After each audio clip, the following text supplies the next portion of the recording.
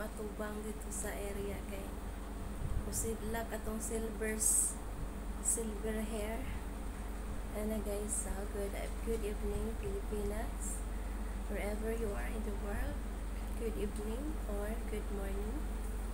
And guys, yung ating ilong ay namamaga, it's swelling and continuous.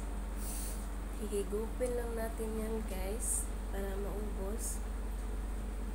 Yan yung view dito, sulaw kayo guys. I-open na ko ang AC kay labihan kainit din nga area. So naniwang-niwang gid ko guys sa hilanat, grabe gyud. Gamay gud ang akong liog guys. Gamay gud. Naniwang ko sa hilanat nga balik tulo ka adlaw or 4 days. Naulian mo yung taon ko guys. Kaya ang tambalin ni grabe ka.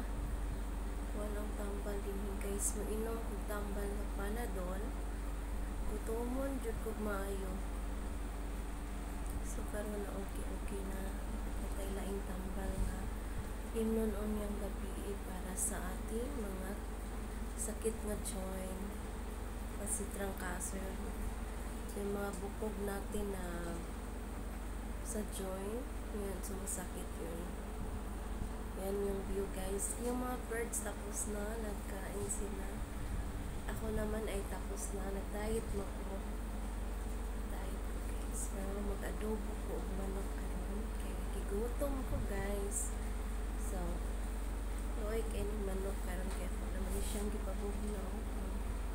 Ani whole chicken for adobo tonight. That's for my dinner.